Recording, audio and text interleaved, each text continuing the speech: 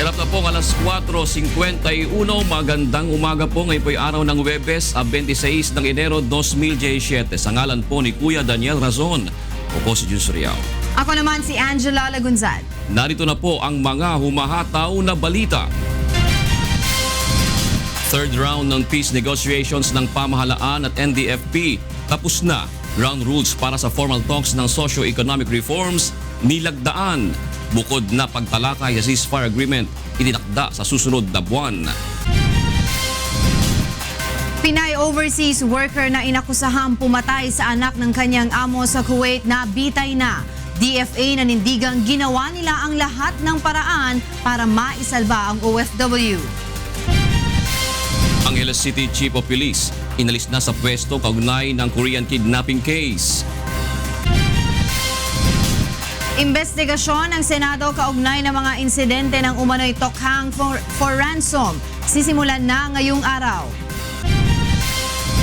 Pagpabaklas ng mga fish pens sa Laguna Lake itutuloy ng DNR at Laguna Lake Development Authority ngayong araw. At BFP firefighters at NHA builders paglalabanan ang nalalabing slot sa quarterfinals ng UNTV Cup Season 5. Una po sa ating mga balita, nagtapos na ang ikatlong round ng peace talks sa pagitan ng pamahalaan at National Democratic Front of the Philippines o NDFP. Isinagawa ito sa Rome, Italy at tumagal ng 6 na araw. Kabilang sa mga nalagdaang kasunduan sa third round ng peace talks ang supplemental guidelines para sa full operation ng Joint Monitoring Committee sa ilalim ng Comprehensive Agreement on Respect for Human Rights and International Humanitarian Law o CARIL. Ilagdaan na rin ang ground rules na inasaang magpapabilis sa pagtalakay sa Comprehensive Agreement on Socio-Economic Reforms o CASER. Pangunahing may kinabang dito ang mga magsasaka at iba pang farm workers. Samantala sa February 22 hanggang 27, nakatakdang magpulong sa the Netherlands ang GPH at NDFP Ceasefire Committee kaugnay ng interim bilateral ceasefire. Natuloy na ang pagbitay sa Filipino overseas workers sa Kuwait na si Jakatia Pawa na naakusahan ng pagpatay noong 2007. Nanindigan naman ang Department of Foreign Affairs na ginawa nila ang lahat upang mailigtas ito. Narito ang hataw na balita ni Mirasol Abugadil. Pasado alas 3 ng hapon kahapon, oras sa Pilipinas, nang tuluyang bitayin ng Kuwaiti Criminal Court ang Filipina overseas worker na si Jakatia Pawa dahil sa kasong pagpatay sa 22 anyos na anak na babae ng kanyang employer na Arabo noong 2007. Ayon sa Department of Foreign Affairs, mariing tumanggi ang pamilya ng biktima na tanggapin ang blood money na inaalok ng pamahalaan ng Pilipinas kapalit ng buhay ni Pawa. Si Pawa ay nasentensyahan ng death by hanging. Ayon kay DFA spokesperson Assistant Secretary Charles Jose, noong Martes lamang din sila naabisuhan ng Kuwaiti government na Miyerkules na ang schedule ng pagbitay kay Pawa. Nanindigan naman ng DFA na ginawa nila ang lahat ng paraan upang maisalba ang buhay ng Filipino worker. Kabilang narito ang ilang ulit na pakikiusap sa pamilya ng umano'y biktima ni Pawa, gayon din ang pagbibigay ng mga abogado mula sa dalawang top law firms na kinuha ng pamahalaan upang tulungan ito na idepensa ang kinakaharap na kaso. We have been trying to negotiate the blood money. That's why we have been working on this since 2007. But I think the family refused and requested or demanded the implementation of the death sentence. That's why the Kuwaiti government carried out the death sentence. Agad namang ililibing ang mga labi ni Pawa sa Kuwait sang-ayon sa kaugaliang Islam. Nagpaabot naman ng pakikiramay ang pamahalaan sa pamilya ng OFW, kasabay ang pagtiyak na makatatanggap ng kaukulang tulong ang mga naulila nito. April 14, 2008 nang magdesisyon ang Kuwaiti Criminal Court na hatulan ng bitay si Jakatia Pawa. Mirasol Abugadil, UNTV News and Rescue, Philippines. Masama ang loob ng pamilya ni Jakatia Pawa dahil sa biglaang pagbitay sa overseas worker. Ayon kay Lieutenant Colonel Arganis Pawa, ang kanyang kapatid pa mismo ang tumawag sa kanya kahapon ng madaling araw para ipaalam ang schedule ng pagbitay. Maimpluwensyaan niya ang pamilya ng umanay napatay ng kanyang kapatid kaya hindi naaprubahan ang lahat ng kanilang hakbang para maisalba ang buhay ni Jakatia. Hiling ni Lieutenant Colonel Pawa na mailibing ng maayos ang labi ng kanyang kapatid sa Kuwait at huwag na itong ibiyahe pa. Nanawagan din sila sa Duterte administration na bigyan ng scholarship ang dalawang anak ni Jakatia na ngayon ay ulila na sa mga magulang.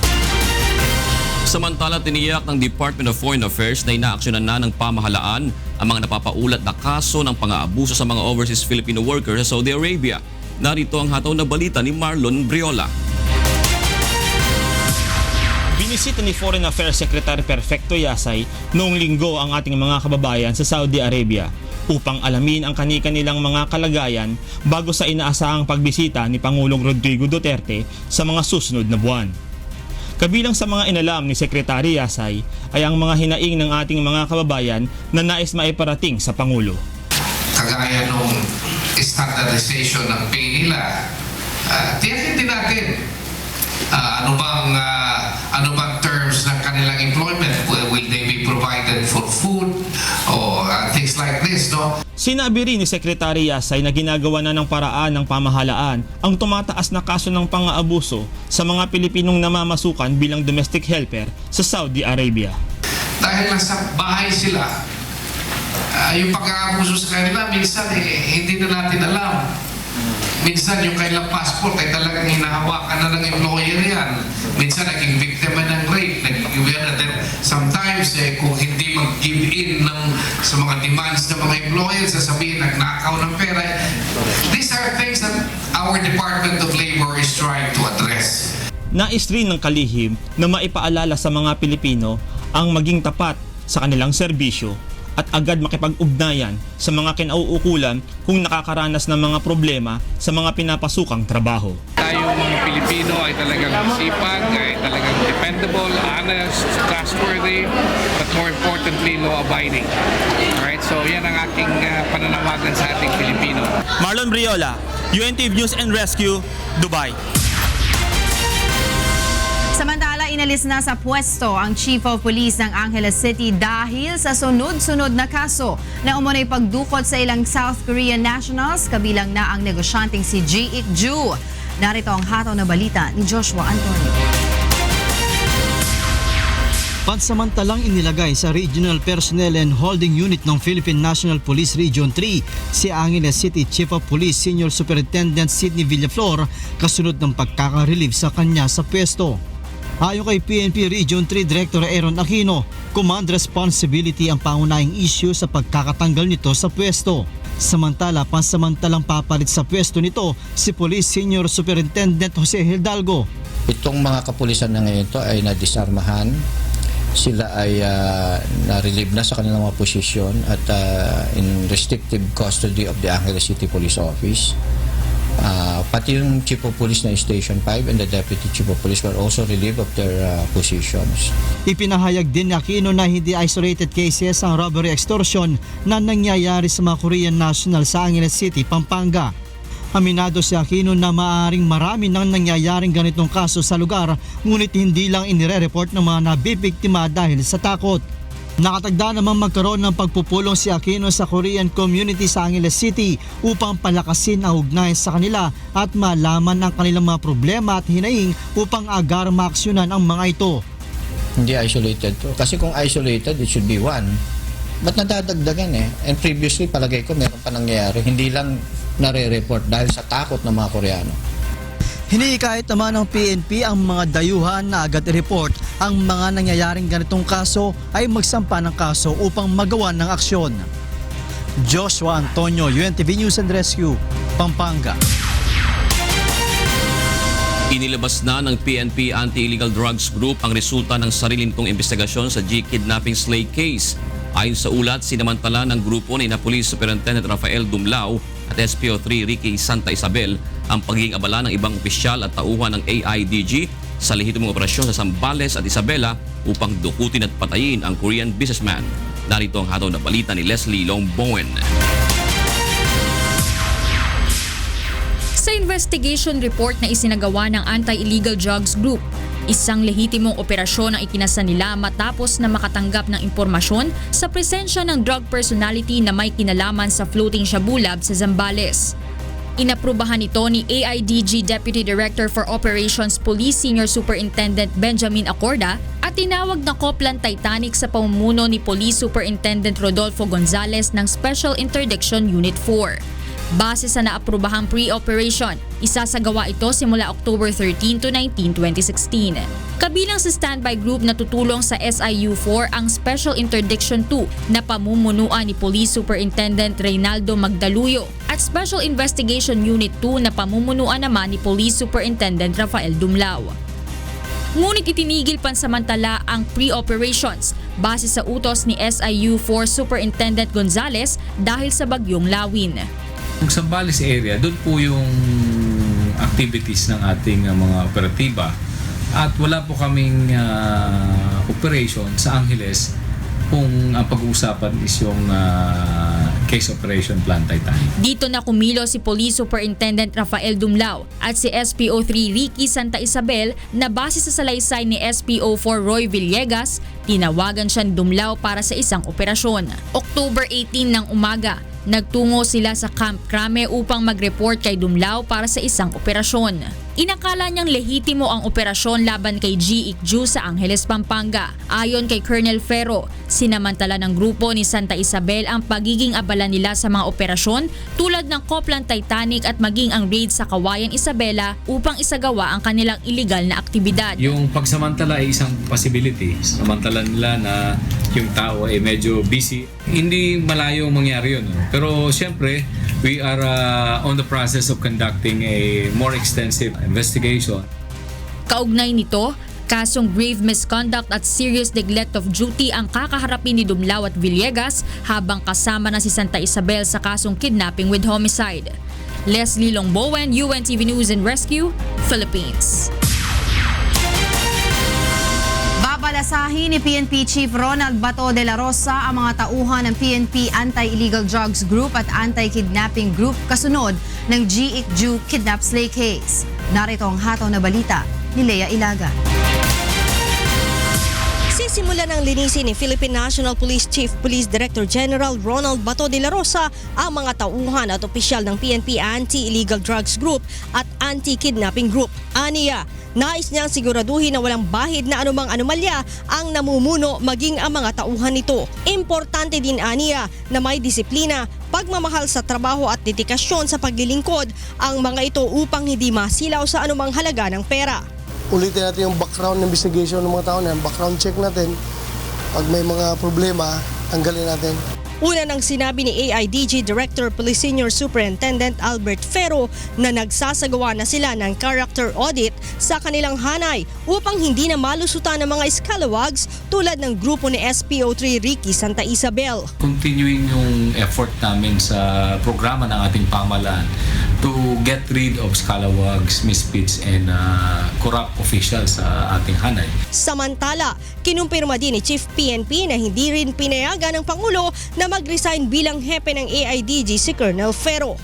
Sir, si Ferro is also tendering his resignation kasi napapahiya na siya sa'yo.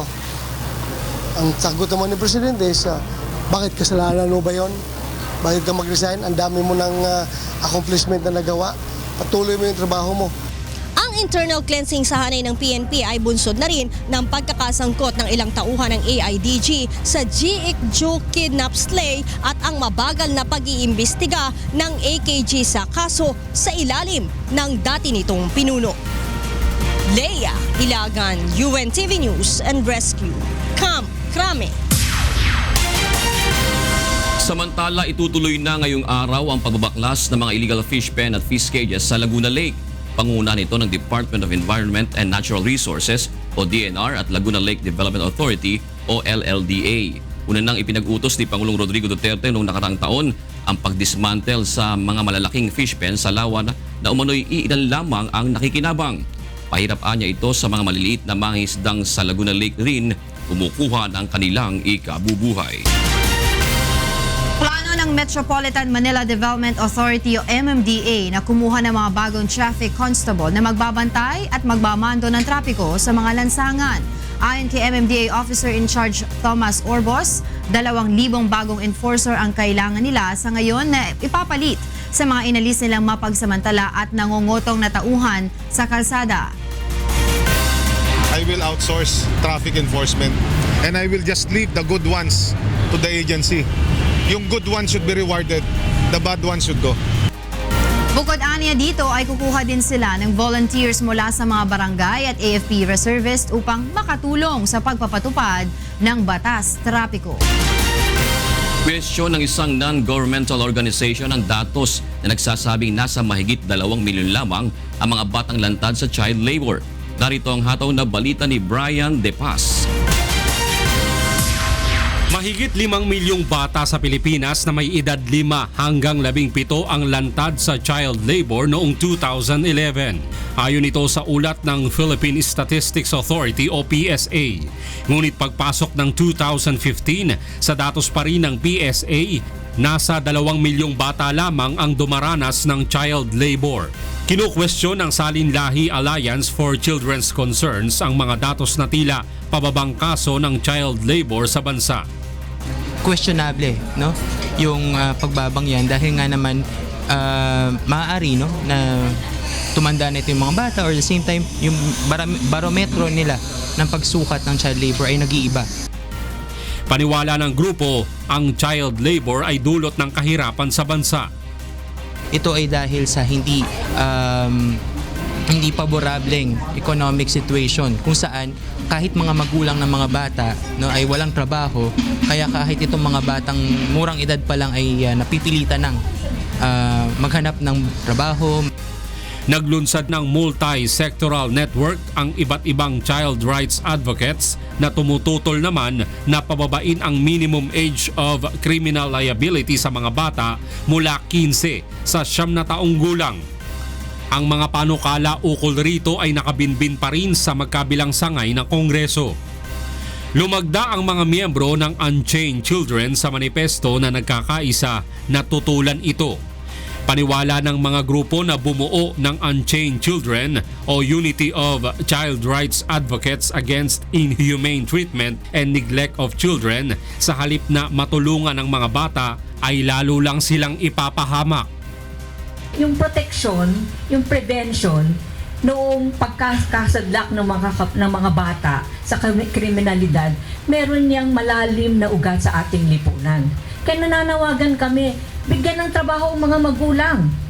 Itaas ang sahod nila. Only 2% of the total crimes reported sa datos ng PNP ay committed by children. So makikita mo pa lang doon sa datos, hindi siya ganun kalaking porsyento. Ayon sa grupo, masosolusyonan ang mga ganitong issue ng mga bata kung ipatutupad lamang ng tama ang umiiral na juvenile justice law. Brian De Paz, UNTV News and Rescue, Quezon City. Samantala, narito naman ang mga balita sa labas ng bansa, ihahatid sa atin ni Monica Veralio.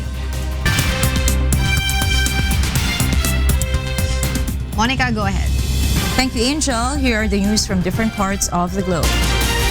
Unofficial Japanese golf club set to host 2020 Tokyo Olympic tournament says it has no plan to change its policy, barring females becoming regular members. The Kasumi Gaseki Country Club lets women play Monday through Saturday, but forbids them from becoming full members and from playing on Sundays. The Japan Golf Council criticizes the policy and says it has sent a letter to the International Olympic Committee proposing an alternative venue for the golf tournament of the Olympics. Kasumi Gaseki Country Club General Manager Hiroshi Ima Izumi says the club is not considering changing its membership system now, but would think about it if it were requested by the IOC. 6 more bodies have been pulled from the wreck of a hotel in central Italy that was razed by an avalanche last week. This brings the death toll to 24. 5 people are still missing. No one has been found alive since early Saturday, and hopes of finding more survivors are fading. Prime Minister Paolo Gentiloni says he will launch an emergency decree next week and add to money already set aside to rebuild the area after it was devastated by tremors last year. Meanwhile, preliminary steps are underway towards the United Kingdom's Brexit from the European Union. Jovic Bermas has the news. The British government will introduce straightforward legislation within days seeking Parliament's approval to trigger Britain's divorce with the European Union. But this will be a straightforward bill. It's not about whether or not the UK should leave the European Union. That decision has already been made by the people of the United Kingdom. Earlier, the UK Supreme Court ruled that Prime Minister Theresa May must give Parliament a vote before she can invoke Article 50 of the EU's Lisbon Treaty to begin 2 years of exit talks. The purpose of this bill is simply to give the government the power to invoke Article 50 and begin the process of leaving the European Union. The UK's highest judicial body dismissed the government's argument that Prime Minister Theresa May could simply use executive powers, known as royal prerogative, to invoke Article 50 of the EU's Lisbon Treaty and begin 2 years of divorce talks. Britain's opposition Labour Party said it would not block Article 50 being triggered, but that it would try to amend the legislation. Jovic Bermas, UNTV News and Rescue, London, United Kingdom. And those are the news from around the world this morning. Back to Angel. Thank you, Monica. Samantala, kompleto po ang ating mga kasama sa huntahan sa Radyo La Verdad, 350, Atty. G. Bet at Jocas. Good morning. Yes, Kuya Jun. Yes, kompleto. Complete attendance. Kasama mo si White Lady, Tito Jun. Wait, lady, hindi naman siya natakot. At saka may bago si Angel ngayon. Ano? Ay, yung sinabi mo kanina, Ano? babalasahin. Oo. Sabi mo ulit. Babalasahin. Ah. Ilang beses ko yung pinractice. Hirap na yun sa kanina. Ulitin mo pa mga 3 beses. Babalasahin. Ayan. Inuuto ka niya. Sumunod naman. Masanuri na kasi ako sa matatanda. Ayan. Ancient. Ayun, sige mga kasamahin. Narito na mga dapat abangan sa ikalawang paghataw ng mga balita. Investigasyon ng Senado kaugnay ng mga insidente ng umano'y tokhang for ransom. Sisimula na ngayong araw. Records officer na nakatalaga sa Special Prosecutor's Office.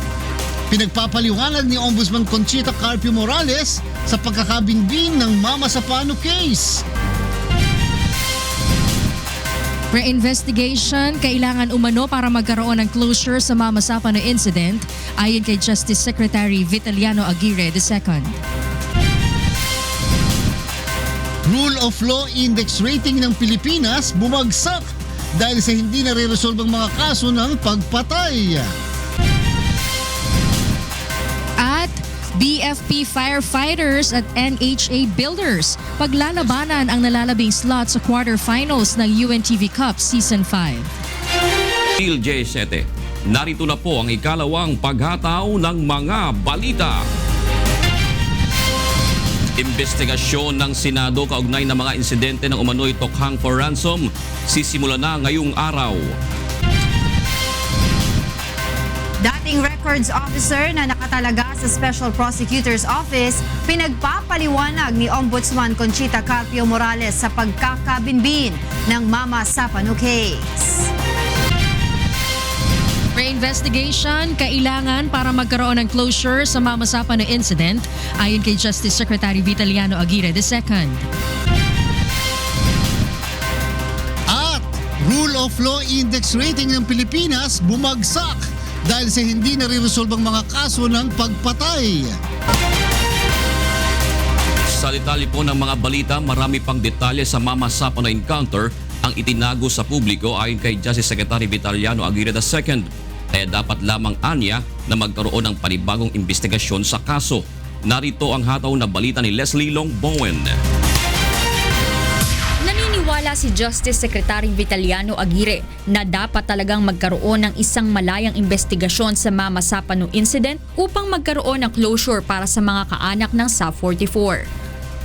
Ayon sa kalihim, maraming detalye ng insidente ang inilihim sa publiko, gaya ng kung bakit hindi nasaklolohan agad ang mga tauhan ng Philippine National Police Special Action Force na naipit sa bakbakan sa maisa ng Barangay Tuca na Lipaw, Mamasapan, Maguindanao noong January 25, 2015. Dapat din aniyang alamin kung sadyang isinakripisyo ang mga napatay na tauhan ng SAF upang huwag makompromiso ang peace talks noon sa Moro Islamic Liberation Front. Magugunitang 5 commander ng MILF kasama ang kanilang mga tauhan ang kabilang sa kinasuhan ng direct assault with murder dahil sa insidente. Kailangan din aniyang suriin ang mga usapan sa cellphone ng ilang matataas na opisyal ng PNP upang matukoy kung hanggang kanino aabot ang pananagutan sa insidente. I believe na talagang napapanahon na buksan yan sapagkat dyan napakaraming itinatago nung nakarang administrasyon. Kung ako ay ilalagay ni Presidente bilang isang member dun sa commission, hindi na kailangang mag-inhibit kasi palagay ko yung mga inputs doon ay mapapakinabangan itong mga bagong members. Noong Martes, inanunsyo ni Pangulong Rodrigo Duterte na bubuo siya ng isang independent commission na mag-iimbestiga sa insidente. Ito ay matapos ang kanyang pagkwestiyon kung bakit hindi ginamit ang military air assets upang magbigay ng suporta sa kasagsagan ng Oplan Exodus. And I will create a commission of 7. Kagaya ng Agraba Commission noong panahon ni Marcos. I will appoint men of integrity and honor.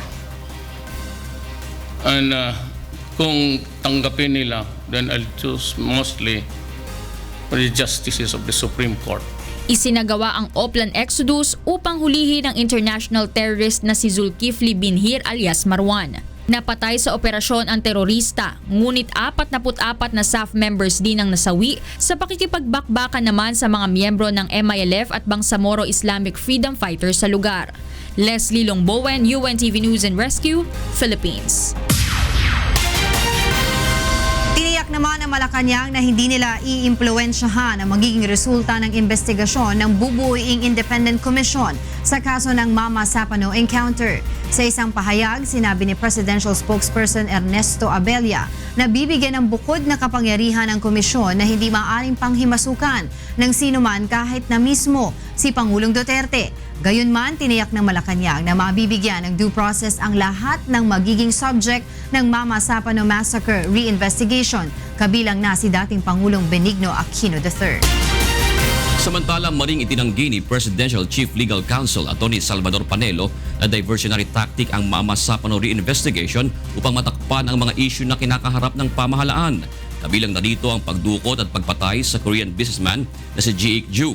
Sagutan niya ito ni Pangulong Rodrigo Duterte sa panawagan at paghingi ng katarungan ng pamilya ng Gallant 44. Ayon pa kay Atty. Panelo, panahon na para malaman ang buong katotohanan at papanagutin sa batas ang mga personalidad na sangkot subalit binigyang proteksyon ng nakalipas na administrasyon. Narito ang pahayag ni Atty. Salvador Panelo. And as we all know, the previous administration was biased on certain allies that were subjected to investigation. So it's about time we conduct another probe. Pinagpapaliwanag ni Ombudsman Conchita Carpio Morales ang dating records officer na nakatalaga sa Special Prosecutor Office hinggil sa umano'y pagkakabinbin ng Mama Sapano case. Narito ang hataw na balita ni Mirasol Abogadil.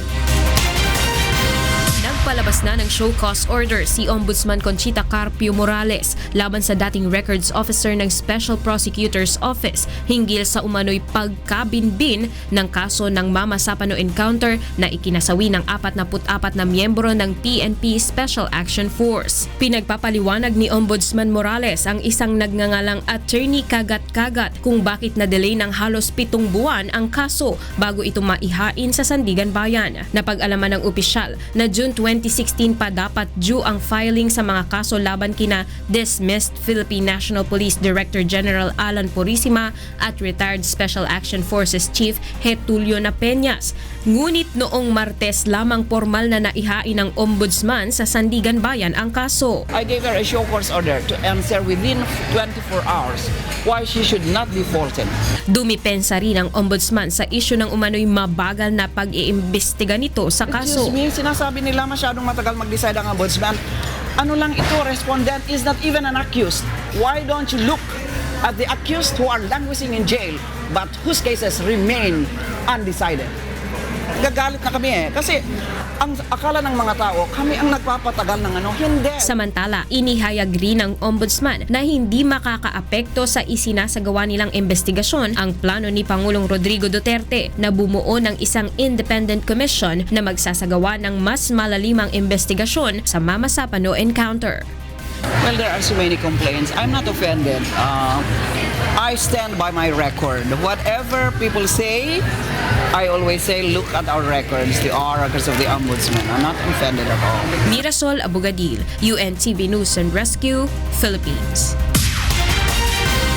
Sa iba pang balita, sisimula na ngayong araw ng Senado ang pagdinig sa kontrobersyal na issue na kinasasangkutan ngayon ng mga pulis, ang umano'y tokhang for ransom. Ayon kay Senator Panfilo Lacson na chairman ng Public Order and Dangerous Drugs Committee na magsasagawa ng pagdinig, iimbidahan si SPO3 Ricky Santa Isabel na siyang itinuturong pangunahing suspect sa pagdukot at pagpatay sa Korean businessman na si Ji Ik-ju sa loob mismo ng headquarters ng Philippine National Police. Dadalo rin sa pagdinig sina PNP Chief Police Director General Ronald De La Rosa, kinatawan ng Department of Justice, Prosecution Panel, PNP Anti-Kidnapping Group at ang pamilya ng pinaslang na Korean national. Narito ang pahayag ni Senator Panfilo Lacson.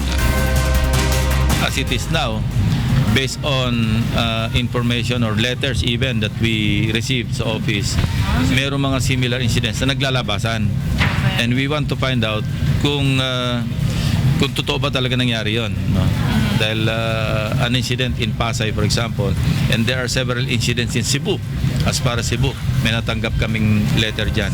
Nilinaw naman ni Senator Lacson na hindi magbibigay ng testimonya sa pagdinig ng Senado ang asawa ni SPO3 Santa Isabel na si Jinky na marami nang sinasabi laban sa ilang kasamahan ng suspect sa PNP.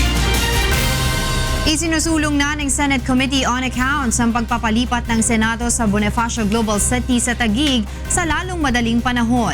Ayon kay Committee Chairman Senator Panfilo Lacson, napapanahon na para magkaroon ng permanenteng lugar ang Senado dahil malaki na aniya ang nagagastos nito sa pagrerenta sa GSIS building sa Pasay City. Nakahanda na aniya ang 1 bilyong pisong pondo mula sa Continued Appropriation ng General Appropriations Act na maaari nang gamitin upang ipambili ng lote. Isa sa ilalim na sa Technical Working Group ng komite ang usapin upang makagawa ng committee report na ihahain sa plenaryo ng Senado. Inihayag ni Chief Justice Maria Lourdes Sereno na bumagsak ang rating ng bansa sa Rule of Law Index ng World Justice. Narito ang hato na balita ni Roderick Mendoza. Na nakaapekto sa Rule of Law Index rating ng Pilipinas ang mga hindi nareresolbang kaso ng pagpatay sa bansa. Ayon kay Chief Justice Maria Lourdes Sereno, ito anya ang isa sa mga dahilan kung bakit bumagsak ang grado ng Pilipinas sa Rule of Law Index ng World Justice Project. Ang Rule of Law Index ang kinikilalang batayan kung gaano kabisa ang pagpapatupad ng hustisya sa iba't ibang bansa. Mula sa pang-anim na po noong 2014, umakyat ang bansa sa pang-51 pwesto noong 2015. Ngunit bumagsak ito sa pang-70 pwesto nitong nakaraang taon. Many of them committed brazenly with public warnings against drug pushing or addiction. It is not surprising, therefore, that the perception of the rule of law in our country has swung from marked improvement to a downgrade. Itinuturing anya ito ng hudikatura bilang isang indikasyon ng pagkawala ng tiwala sa sistema ng hustisya sa bansa. Kaya payo niya sa pamahalaan maghanap ng paraan upang maremedyohan ang unsolved killing sa bansa. The government pillars of criminal justice must come together to ponder on what kinds of genuine changes are required to bring about real justice. May babala rin si Sereno sa mga naninira sa hudikatura. Any effort To weaken the judiciary is to weaken our country. We can only ensure protection of the rights of every citizen, including those in the business community, if we have a judiciary that is truly independent and strong. Sa kabila nito ay nanawagan naman ang punong maestrado na patuloy na magtiwala sa sistema ng hustisya sa bansa, lalo na't walaan niyang tigil ang hudikatura sa pagpapatupad ng kinakailangang mga reforma. Roderick Mendoza, UNTV News and Rescue, Makati City. Inulan ng batikos mula sa liderato ng House of Representatives ang ilang opisyal ng Department of Transportation dahil sa ilang proyekto at plano nito. Narito ang hatol na balita ni Nel Maribuhok. Kinuwestiyon ni House Speaker Pantaleon Alvarez sa mga opisyal ng Department of Transportation kaugnay ng nilagdaan na Memorandum of Agreement para sa pagtatayo ng Common Station o Unified Station ng MRT at LRT sa Quezon City. Sa pagdinig ng House Committee on Transportation, binatikos ang ahensya dahil sa umano'y pagpanig nito sa interes ng malalaking negosyante kaysa sa mga commuter. Yung technical nyo, that is a justification doon sa gusto nyo mangyari. What we want is comfort and convenience of the passengers. Was determined through a technical and engineering study. Ayon sa House Speaker, kung ikukumpara ang orihinal na plano noong 2009 at sa kasalukuyang isinusulong na Unified Station, nasa 700 million pesos lamang ang magagastos ng pamahalaan kung sa tapat lamang ng SM North Annex sa EDSA ito itatayo. Mas konbinyente rin anya ito sa mga pasahero dahil hindi na kinakailangang maglakad pa ng malayo upang makasakay muli ng isa pang tren. Ngunit batay sa nilagdaang Memorandum of Agreement noong isang linggo, umabot na sa 2.8 billion pesos ang kakailanganing pondo sa bagong lokasyon ng Common Station na nasa pagitan na ng dalawang malaking mall sa North EDSA. Yung win-win solution na sinasabi nila, yung interest ng mga negosyante. Definitely, there will be a deeper investigation. No? Pag tinuloy nyo yan. Pinag-aaralan na ng minority group na magsampa ng reklamo laban sa mga opisyal ng DOTR kaugnay ng kontrobersyal na konstruksyon ng Unified Station. Kaugnay naman ng mga pinapasok na kontrata ng DOTR, ayon sa liderato ng Kamara, maanumalya ang mga concession agreement na pinapasok ng ahensya para sa privatization ng maintenance at pag-ooperate ng mga airport at railway system. Ngunit ay sa DOTR, sumusunod lamang sila sa mga umiiral na probisyon ng Republic Act No. 7718 o Build, Operate, Transfer Law. The concession agreement itself is the franchise. That's under the Build, Operate, and Transfer Law, Mr. Speaker. Talaga? Ayon sa liderato ng Kamara, titingnan nilang mabuti ang mga kasunduang ito lalo na't may mga nakikitang problema sa mga serbisyo ngayon sa mga paliparan, lalo na sa mga serbisyo ng mga tren. Nel Maribuhok, UNTV News and Rescue, House of Representatives. Nagsanib puwersa ang Department of Environment and Natural Resources, Laguna Lake Development Authority, Philippine Coast Guard at iba pang grupo upang ipagpatuloy ang malawakang pagbabaklas ng mga fish pen at fish cages sa Laguna Lake. May hatol na balita si Ray Pelayo live. Yes, Ray. Yes, Bet, isang demolition ang gagawin ngayon ng Laguna Lake Development Authority kasama ng DNR at ang Philippine Coast Guard. Ito'y pagpapatuloy ng malawakang pagbabaklas sa mga fish pen at fish cages sa lawa ng Laguna. Maagang papalaot ngayong araw ang demolition team ng pamahalaan kasama ng mga kawani ng media upang tuluyan ng alisin ang mga estruktura sa lawa. Nasa 70,000 hektarya ang lawak ng Laguna Lake at ayon sa DNR, maabot sa 13,000 hektarya ang mga nasasakop ng mga nakatayong fish pen at fish cages sa Laguna Lake. Subalit 10% lamang o 9,000 hektarya ang carrying capacity nito para sa mga pag-aalaga ng isda. Ngayong 2017 ay wala ng renewal na isinasagawa sa mga permit para sa mga operator ng fish pen at fish cages dahil aalisin na ng DNR ang lahat ng istruktura sa lawa. Ayon sa kagawaran, dapat ay makapagpahinga muna ang lawa o magkaroon ng healing period at makadaloy ng maayos ang tubig. Naghahanap na rin ng teknolohiya ang DNR upang malinis ang lawa at maiwasan ang pagtatapon ng dumi gaya na lamang ng mga septic tank na umaabot sa 400,000 ang humuhugos dito sa lawa. Sa ngayon, Bet, ay naghahanap na rin ng paraan ang Department of Agriculture para mapalitan yung supply ng isda na mawawala dito sa lawa. Sa kanilang pag-aaral, nasa 36% ng fish supply ng Metro Manila ay nanggagaling dito sa lawa at maaaring ito ngayon ay manggaling na dyan sa may area ng Pangasinan. At sa ngayon naman, Bet, dito sa lugar natin magandang lagay ng panahon at sa forecast ng Pag-asa, makakaranas lang po ng light to moderate rains ang ilang lugar sa bansa, lalo na po sa may area ng Aurora. Yan ang latest. Balik sa iyo, Bet.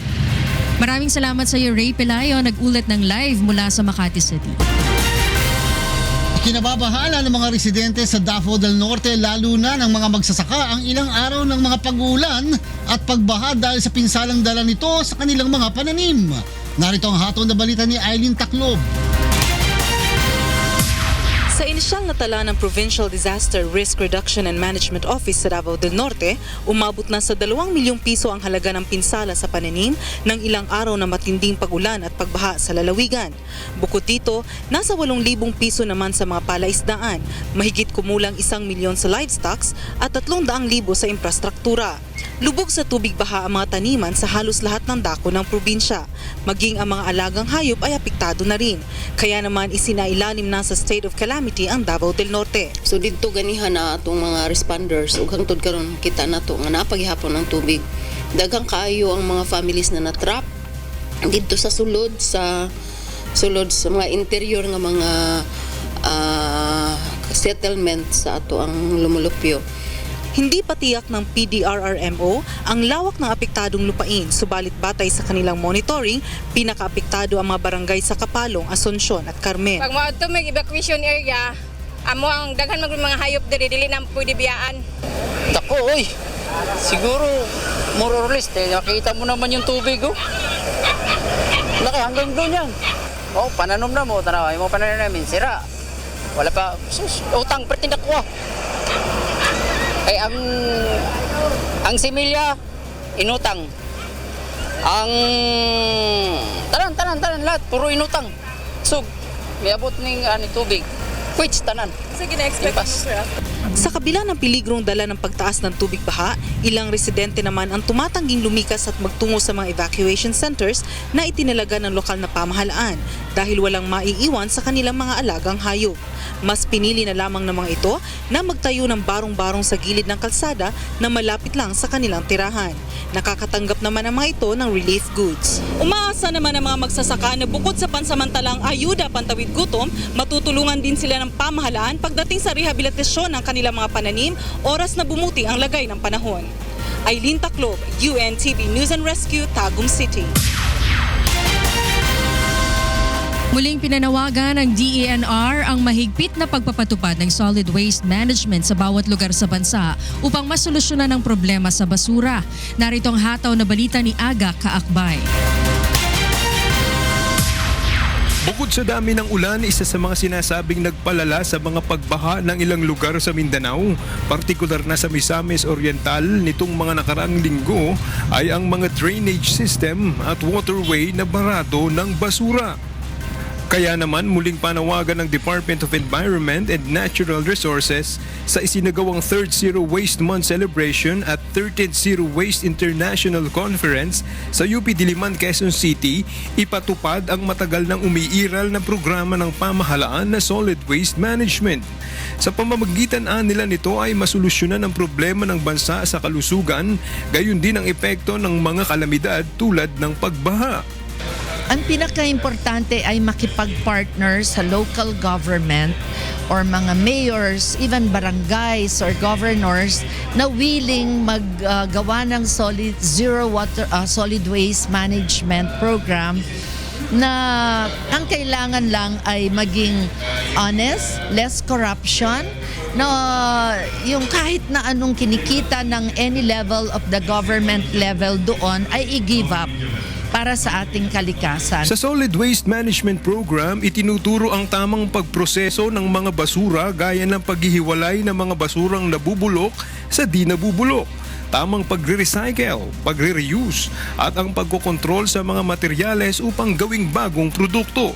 Layunin ng DENR kasama ang Mother Earth Foundation at Global Alliance for Incinerator Alternatives na magawa ang waste management program sa bansa sa paraang mura gamit ang low-tech solutions at makagawa ng mga karagdagang hanap buhay. Noong 2014, idiniklara ng dating Pangulong si Benigno Aquino III ang buwan ng Enero bilang Zero Waste Month sa pamamagitan ng Presidential Proclamation No. 760. Aga Akbayo, NTV News and Rescue, Quezon City.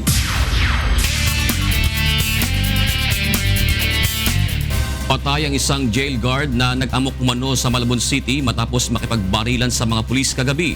May report si Maki Libradilla live.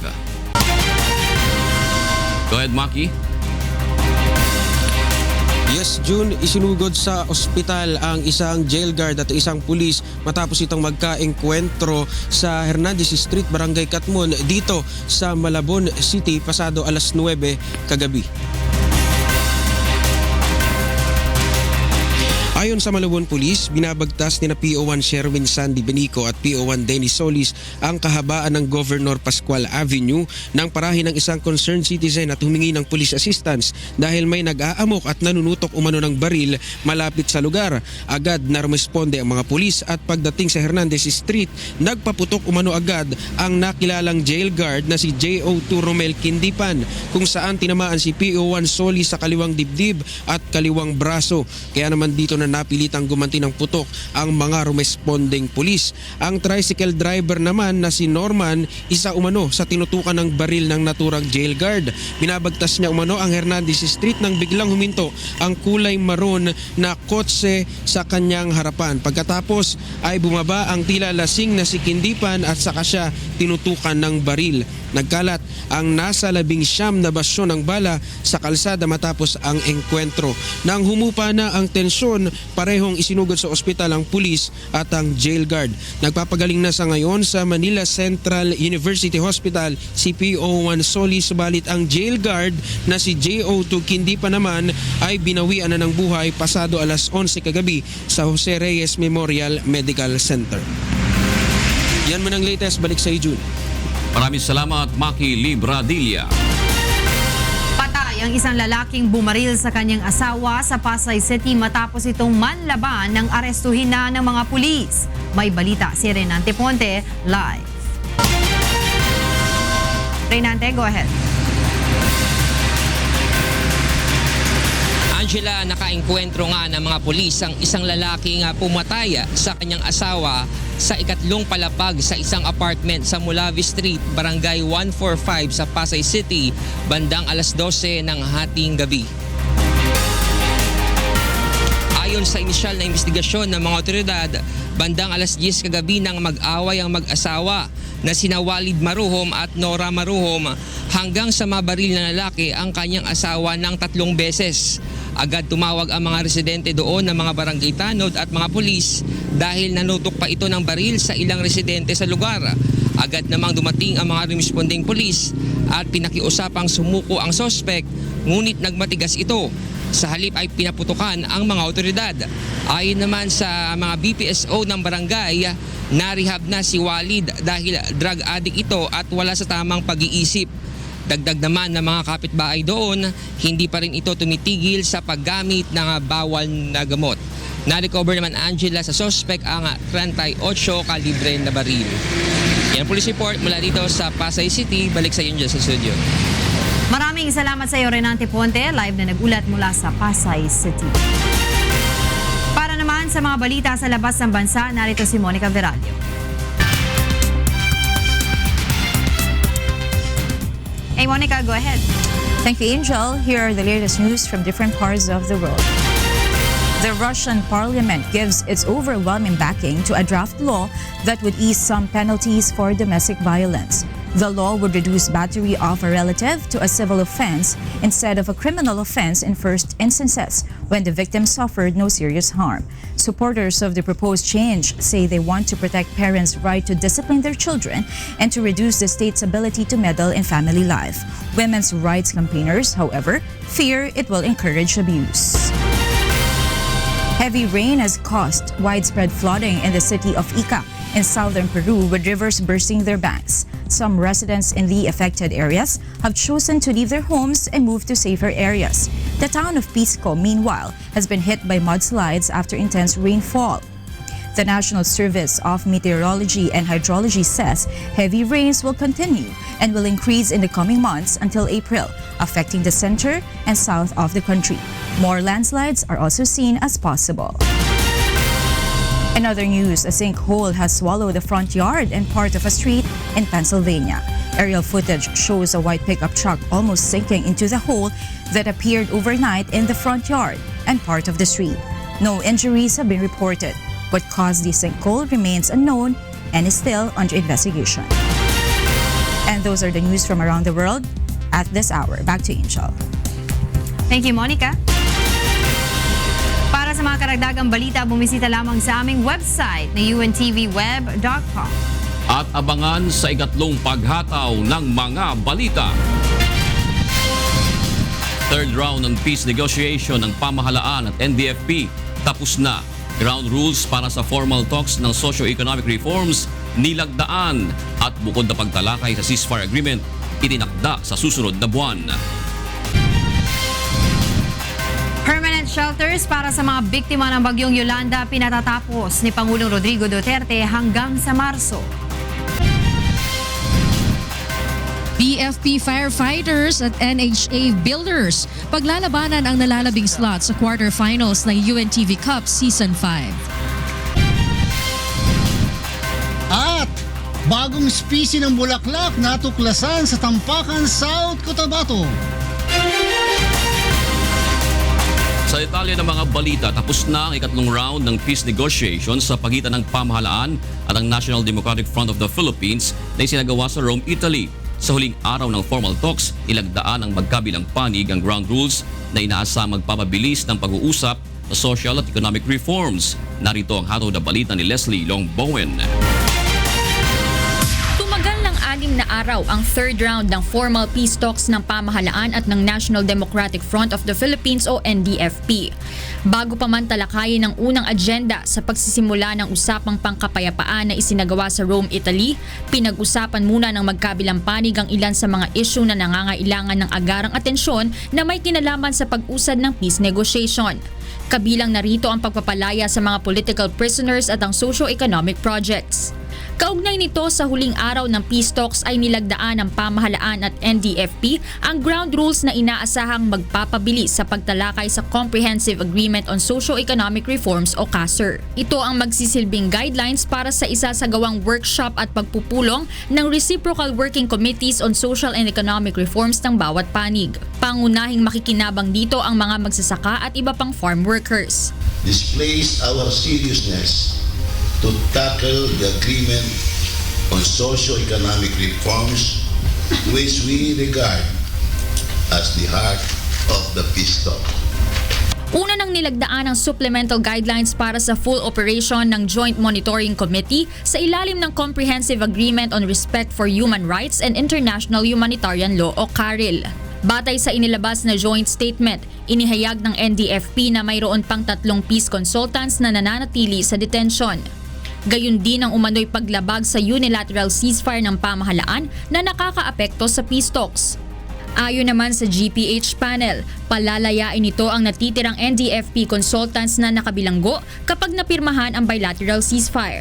At sa pamamagitan ng nilagdaang guidelines para sa implementasyon ng CARIL ay magagawa ng karampatang aksyon ang mga lalabag ng ceasefire. Samantala sa February 22 hanggang 27, nakatakdang magpulong sa the Netherlands ang GPH at NDFP Ceasefire Committee kaugnay ng interim bilateral ceasefire. Positibo naman ang pananaw ng NDFP sa magiging resulta ng usapang pangkapayapaan. Humihingi naman ito ng suporta sa ating mga kababayan. Nagsisika po yung dalawang panel sa NDFP para sa mga magsasaka, manggagawa, mga kababaihan, indigenous people, kabataan, lahat na nakikilaban para sa kapayapaan na may hustisya ho. At umaasa kami na magiging positibo ang magiging resulta ng negosasyon kaugnay nito. Napakahalaga ang suporta ng taong bayan.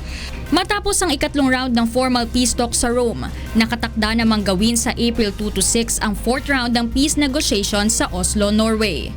Leslie Longbowen, UNTV News and Rescue.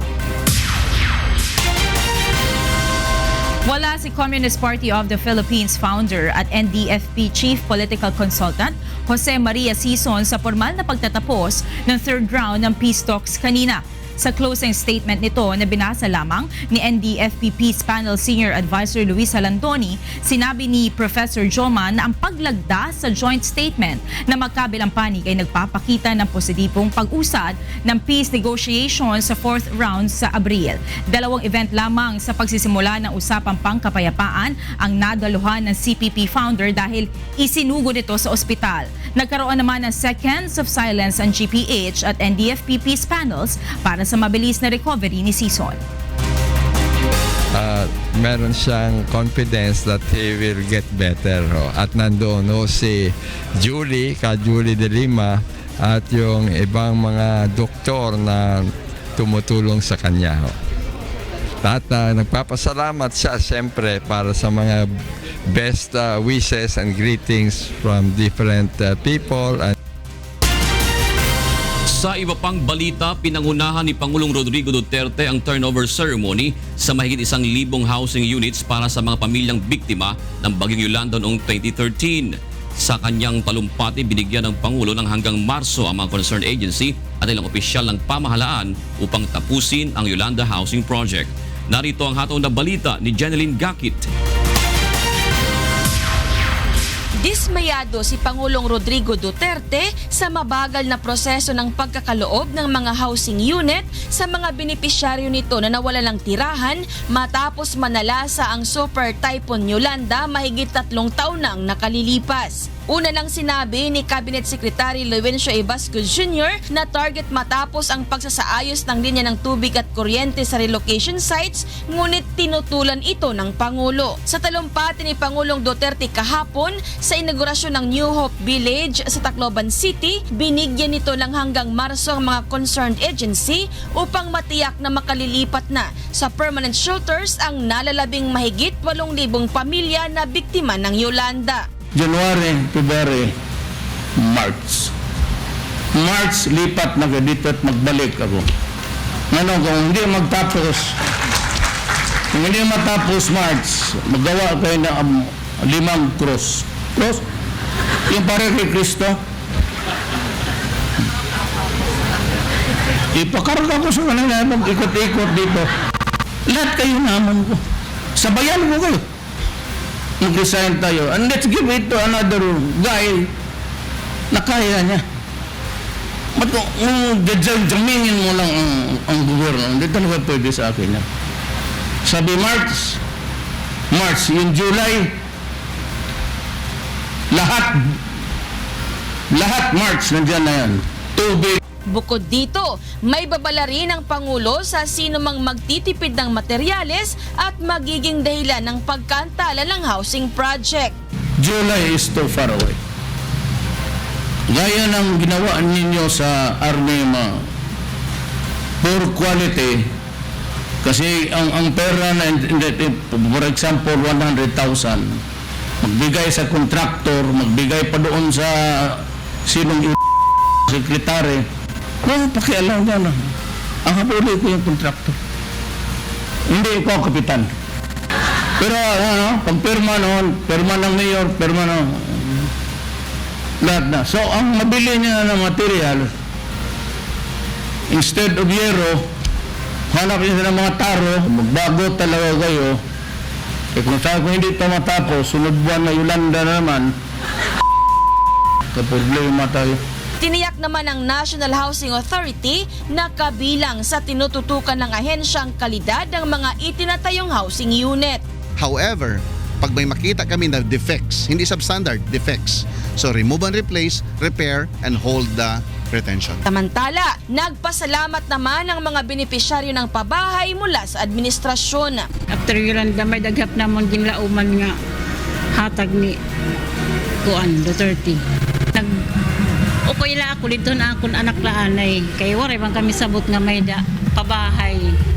Muna na mga din kami makaabil. Sa kasalukuyan, mayroon ng mahigit 5,000 pamilya na nakakalipat sa kanilang permanent shelter habang mahigit 3,000 housing units pa ang kasalukuyang ginagawa. Jeneline Gakit, UNTV News and Rescue, Tacloban, Leyte. Samantala sa ikalimang sunod na pagkakataon, muling itinanghal na overall champion ang Calabarzon Region sa 2017 National School Press Conference. Narito ang hatol na balita ni Dante Amento. Nanguna ang mga mag-aaral mula sa Region 4A o Calabarzon sa iba't ibang kategorya ng National Schools Press Conference 2017 na isinagawa sa Pagadian City, Zamboanga del Sur. Overall, champion ang rehiyon, sinundan ito ng Central Luzon at ang pangatlo naman ay ang Davao Region na nasa top 7 lamang noong nakaraang taon. Bukod dito, ang Calabarzon din ang nanguna sa top 7 performing regions sa secondary level. Sinundan ng Region 3, Region 11, NCR, Region 5, Caraga at CAR. Top 1 rin ang Region 4A sa elementary level, kasunod nito ang Region 3, Region 11, Region 5, NCR, Region 2 at Pampito ang Caraga. Lahat ng ito, kahit anong aming paghahanda, kung kahit anong aming pagpupunyagi, kung hindi ipagkakaloob ng Panginoon, wala ito sa amin. So, sa lahat ng mga sumuporta sa aming paghahanda mula sa aming really dare to risk. We changed some schemes, some strategies in our preparation, and we're so very happy because it worked. Nagpasalamat naman ang Department of Education sa lahat ng naging kabahagi ng NSPC 2017. Sa susunod na taon, ang Negros Island naman ang magho-host sa ika-78 National Schools Press Conference. Talaga namang damang-dama ko yung saya ng mga bata, pati yung kanilang mga gurong coaches at yung kanilang mga magulang. Ito pong NSPC ay isa po talagang programa ng DepEd na talaga pong dapat suportahan, palakasin at lalo pong palawakin. Kitang-kita nyo naman kung gaano katuwa yung mga bata. Ang National Schools Press Conference ay ang pinakamalaking kompetisyon ng campus journalism taon-taon sa buong bansa. Dante Amento, UNTV News and Rescue, Pagadian City, Zamboanga del Sur. Alamin naman natin ang iba pang balita sa iba't ibang panig ng bansa mula sa Davao City. Ihatid sa atin ni Victor Cosare ang mga balitang Prom Day. Maayong buntag, Victor. Maayong buntag, June. Maayong buntag kang Kuya Daniel. Una sa mga balitang Prom Day. Posibleng mabalhin na karong tuiga ang Oriental Mindoro Provincial Jail tungod kay aprobado na ang kapin sa 100 milyones pesos nga pondo alang sa pagtukod og bag-ong prisuhan. Si Sherwin Kulubong sa balita. Aprobado na ng pamahalaang panlalawigan ng Oriental Mindoro ang 1.46 billion pesos na budget para ngayong taon. Kabilang sa pinondohan ng sangguniang panlalawigan ay ang 100 milyong pisong proyekto para sa pagpapagawa ng bagong kulungan ng probinsya na itatayo sa bayan ng Bansud. Ayon kay Vice Governor Humerlito Dolor, bukod sa nagsisiksikan na ang mga preso ay hindi na rin sila kampante na nasa loob ng Kapitolyo ang naturang kulungan. Saan ka naman kasi nakakita na provincial jail na sa loob mismo ng Kapitolyo? Ang pag-itan niya mismo sa mga opisina, jealousy lang. So, kailangan sa talagang ilipat. Ipinagpasalamat naman ng Bureau of Jail Management and Penology ang nakatakdang paglipat sa Oriental Mindoro Provincial Jail. Ayon sa warden nito na si Major Romeo Delmo, malaking ginhawa ito sa mga bilanggo na malasardinas na ang kalagayan sa kanilang mga selda. Ito po ay isang napakagandang proyekto ng provincial government na natutuwa po ako dahil sa totoo po kami dito ay congested na at ako po ngayon ay merong 819 mga nakakulong dito na kung kami malilipat doon po sa Bansud na yung pong Bansud ay 8 hektarya po yun. Na yung paglipat namin doon na kami bibigyan ng mahigit na 100 selda. Target matapos ang pagtatayo sa bagong kulungan ngayong taon. Sherwin Kulubong, UNTV News and Rescue, Calapan Oriental, Mindoro. Kapin sa usa ka libo nga mga daycare students sa Aliaga, Nueva Ecija ang gipailalom sa supplemental program sa Department of Social Welfare and Development. Tumong sa maong programa nga mapatasan pa ang nutritional status sa mga estudyante nga gikan sa 26 ka mga barangay sa Aliaga. Adlaw-adlaw ang pagpakaon sa mga bata nga ang uban kanila malnourished o kulang sa timbang. Ani ang tipik sa pahayag ni Evangeline Mercado, usa ka social worker sa Aliaga, Nueva Ecija. Namin doon sa Operation Timbang na ginaganap namin monthly, nag-increase po ng 30% yung mga bata. So expected namin by the end of May, mag-i-increase lahat. 29 pesos ang budget alang sa pagkaon o gatas sa matag bata kada adlaw. Sa laing balita, usa pa ka lungsod sa probinsya sa Batangas ang giilana sa Philippine Drug Enforcement Agency nga drug-cleared municipality. Si Vincent Octavio sa detalye. Ito ang tingin ng lokal na pamahalaan ng Balete sa lalawigan ng Batangas matapos ideklarang drug-cleared municipality ng Philippine Drug Enforcement Agency Calabarzon Region. Ang bayan ng Balete ay binubuo ng 13 barangay at mayroong 25,000 populasyon. Kaya isang malaking hamon ang mapanatiling drug-free ang lugar. Sa totoo lang, ito ang pinakamatindi na pagsubok. Dahil na-declare tayong drug-free, ibig sabihin, hindi porket na-declare ka, okay na, wala na, tapos na laban. Hindi. Mas malaking challenge ito sa aking paniniwala at ganun din sa ating mga kapulisan sapagkat mahirap mag-maintain. At tulad nga sabi ni PD, Provincial Director kanina, madali yung mag-clear, ang mahirap ang mag-maintain.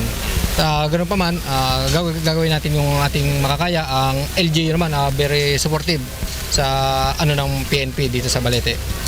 Tingin ko kaya-kaya naman. So ito may karampatang requirements na kailangan matupad ng isang local government unit para maideklara silang barangay drug cleared. Maliit yung possibility na bumalik yung pagiging drug affected ng isang lugar pag maayos yung pagkaka-implement ng mga safeguards. Umabot sa 174 ang naitalang sumukong drug dependent sa Oplantokhang ng PNP. Ang mga ito ay sumailalim sa rehabilitasyon at napagkalooban ng livelihood program ng pamahalaan. Ito na ang ika-4 na bayan sa Batangas na idineklarang drug-cleared ng PIDEA Region 4A. Nauna na rito ang bayan ng San Luis, Alitagtag at San Nicolas. Vincent Octavio, UNTV News and Rescue, Batangas. Og kana ang kinatibukan sa atong mga balitang promdi karong buntag. Gikan diha sa Davao City, balik diya sa kauluhan June. Daghang salamat Victor Cosare. At para naman sa mga balita sa labas ng bansa, kasama natin si Angela Lagunzan.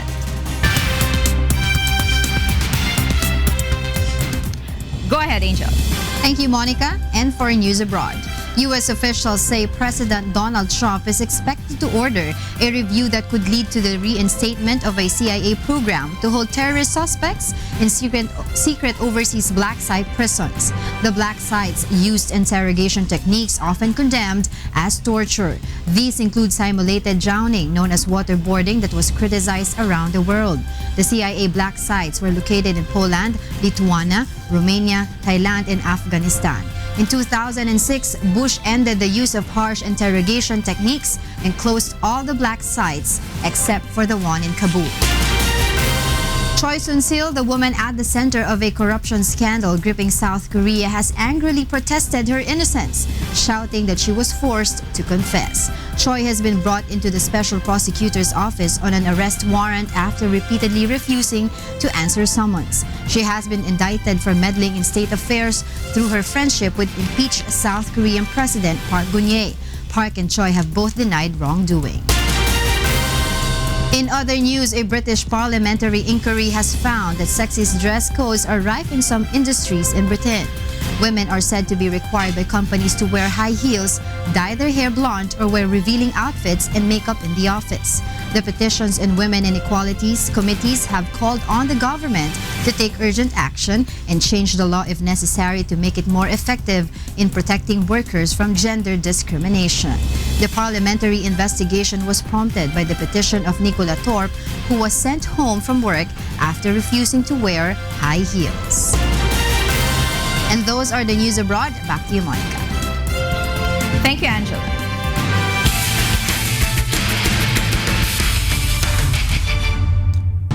Paglalabanan ngayong linggo ng BFP Firefighters at NHA Builders ang nalalabing slot para sa quarterfinals ng UNTV Cup Season 5. Narito ang hataw na balita ni Bernard Dadis. Ang problema rito ang green ng white shirts. Pasang Kabais. Malabanan. Stops. Pops. Yes. Kapwa nasa must-win situation ng NHA Builders at BFP Firefighters sa nalalapit nilang sagupaan sa darating na linggo alas 3 ng hapon sa Pasig City Sports Center. Paglalabanan ng NHA at BFP ang nalalabing ticket para sa quarterfinals ng UNTV Cup Season 5. Ang BFP Firefighters ay may 5-4 win-loss record, habang ang NHA Builders naman ay may 4 na panalo at 5 talo. Kapag nanalo ang BFP, pasok na sila sa quarterfinals at magpapaalam naman sa liga ang NHA Builders. Ngunit kapag nanalo ang NHA, maipupwersa nila ang do-or-die game kontra BFP. Kailangan namin bumawi sa next game, kailangan namin manalo. Actually, kailangan ko lang i-condition yung mga utak nila eh. Yun na lang ang problema ko eh. Nawawala yung mga pinag-aaralan namin pag ano eh. Paghahanda pa namin defense namin at yung offense namin. Ang NHA ay natalo sa huli nilang laban kontra Malacanang Kamao noong January 15. Habang ang BFP naman ang unang nagpatikim ng talo sa powerhouse team BOC Transformers na nakakuha naman ng automatic slot at twice to beat advantage sa semifinals. Bernard Dadis para sa UNTV Cup Season 5. Isang panibagong species ng bulaklak ang natuklasan ng mga eksperto sa South Cotabato. Narito ang hataw na balita ni Aileen Taclo. Hoya laricahilogi. Ito ang pangalan ng pinakabagong bulaklak na natuklasan ng isang grupo ng mga eksperto sa kagubatan ng Danlag, Tampakan, South Cotabato. Ayon kay Dr. Milton Medina, ang Research Director ng University of Mindanao, marami pang mga halaman sa bansa na hindi pa rin natutuklasan hanggang sa ngayon. No, usually, the discovery of new species is really by accident. Because we do not know what's in the area, so especially in the Philippines now that our forest is being fragmented and there's so many deforestation all over, and we do not know where the species could be found, so it's really a gamble. Ang naturang bulaklak ang ikatlong species ng Hoya genus family na natuklasan sa Mindanao. Taong 2011, nang madiskubre ng grupo ni Dr. Medina sa Bukidnon ang Hoya reyesi na ipinangalan sa kanyang research partner na si Dr. Ricardo Reyes. Sa Marilug District naman sa Davao City, natuklasan ang Hoya josetea na ipinangalan ni Dr. Medina sa kanyang asawa. Ang Hoya laricahilogi naman ay ipinangalan ng propesor sa kanyang research assistant. No, we just randomly name it after Larry because being a research assistant is, I think, it's one of the noblest endeavor. Tinatayang may 300 klase ng Hoya flowers sa buong mundo at 200 dito ay matatagpuan sa Pilipinas. Sa pagsisikap din ng grupo ni Dr. Medina, kinikilala na ng UNESCO at sa buong mundo ang mga natuklasan nilang species ng Hoya plants. Ang mga natuklasang Hoya plants ay matatagpuan sa Central Mindanao University Museum. Payo naman ni Dr. Medina sa mga aspiring scientist na huwag mawawala ng pag-asa sa bawat ginagawang proyekto at pag-aaral at mas lalo pang palawakin ang kaalamang siyentipiko. Aileen Taclob, UNTV News and Rescue, Davao City. Dami pa pala, no? Oo nga. Talagang mayaman ng Pilipinas sa mga ganyang bagay. Sa mga... Sa may bandang Mindanao, ang dami, di ba? Correct. Kung ikaw ba magpapangalan ka ng bulaklak, paano mo magpapangalan? Hoya Sherelinis. Siyempre, di ba? Oo, siyempre. Pala naman sa iba pa, di ba? Oo, tama, di ba? Ikaw naman. Ako? Sa sarili ko. Hoya Monikinis. Monikinis? Makinis sa bulaklak. Pag-isipan ko yan pag naka-discover ako. Pero hindi malayo mangyari kasi talaga sa Philippines, sa pagyaman natin sa mga yamang bulaklak, sa hayop, di ba? Pati sa marines. Biodiversity. Yes. We are very proud of our country. At para pa po sa iba pang makataw na balita, bumisita lamang sa aming website ang untvweb.com. At yan po ang hataw na balita ngayong araw po ng Webes, January 26, 2017. Sa ngalan po ni Kuya Daniel Rason. Ako po si Jus Riao. Ako naman po si Monica Verat. Susunod na po ang programang Bawal ang Pikon, Get It Straight with Daniel Rason.